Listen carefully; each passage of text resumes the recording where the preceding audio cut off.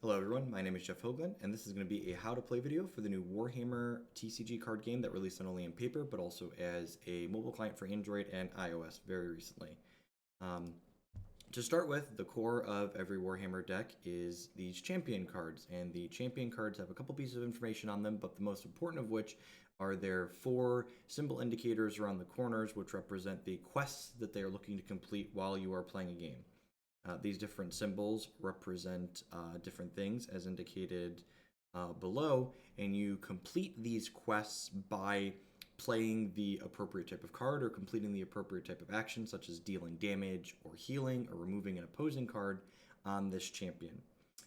As a champion completes its quests, it rotates counterclockwise to signify where it is currently at on its path towards completing its quests.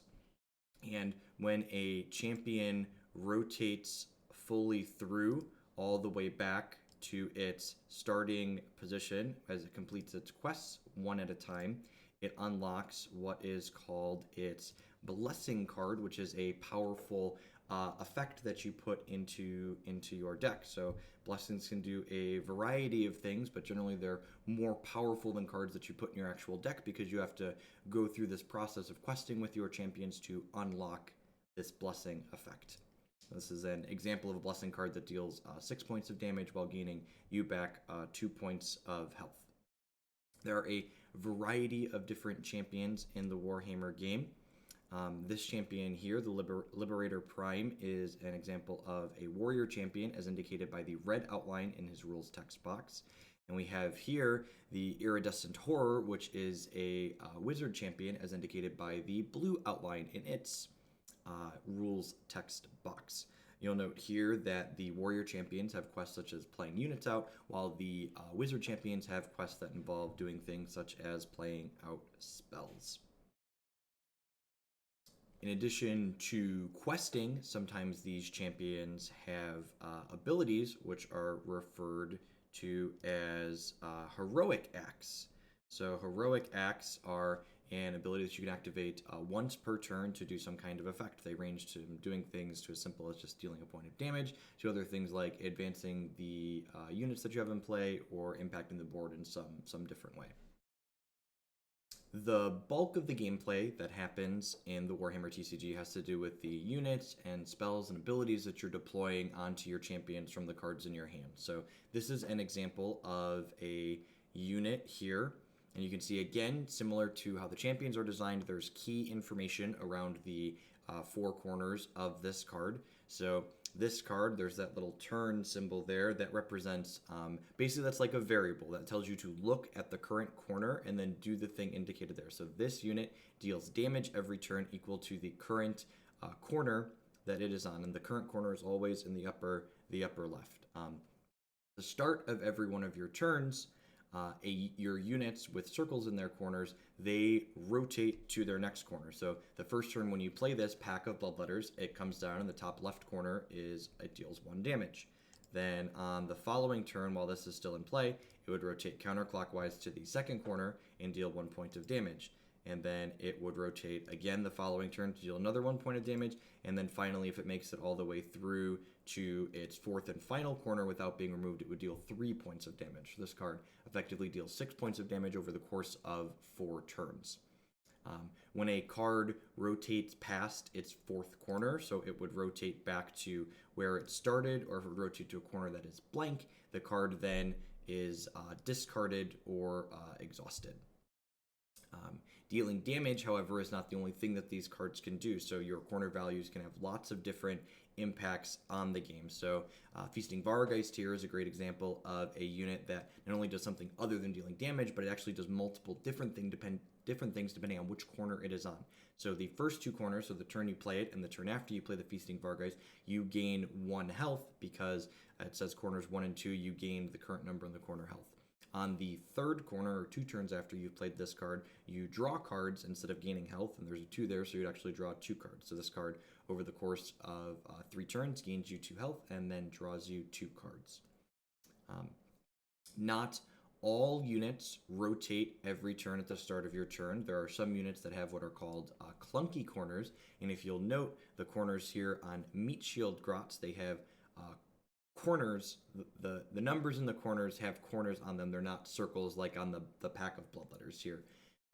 The Meat Shield Grots and other cards with these clunky corners have specific conditions where when those conditions are met, they then rotate. So Meat Shield Grots here reduces damage based on the amount that is in their current active corner, and every time they reduce damage, the card then rotates. So this card will basically block 2 points of damage twice and then rotate itself off. Spells act a lot in the same way as units, but a lot of spells have this kind of charge up state where it takes a little while for the spell to become active. So an X in the corner means that a card, regardless of what rules text is on it, has no impact while it is on an X in the corner. So Arcane Bolt is a card that does nothing the turn you play it. It does nothing the turn after you play it, but then 2 turns later, it deals 7 points of damage. So pretty powerful effect, especially when you compare it to Pack of Bloodletters here, which while it deals damage right away, only deals 6 damage over 4 turns, whereas Arcane Bolt, while it does nothing for the first 2 turns, eventually does 7 damage in just 3 turns. Ability cards are very straightforward. These are cards that you just do the rules text on, and then they are discarded immediately. So they do things like dealing damage and healing yourself like they have here, to doing things like drawing you extra cards or deploying extra units from your hand, etc., etc. You'll notice that there are red and blue borders on abilities, just like units are red and spells are blue. So you can only play a warrior ability on a warrior champion. You can only play a wizard ability on a wizard champion. There are also some abilities that do not have an alignment, and those can be played on either warriors or wizards. While from that brief explanation, the game might sound kind of simple. You just have a champion and you play your cards in your champion to complete the quests and deal damage to your opponents.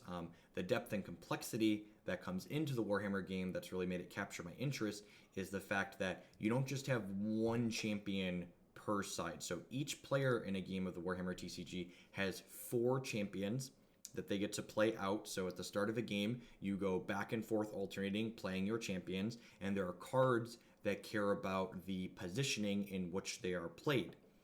So, for example, here we have the Charging Black Knight, which is a unit that has an X corner to start, so the first turn you play it, it does nothing, but then when it turns to its second corner the turn after you play it, it not only does 2 points of damage to your opponent, but it also removes the highlighted unit directly across from it.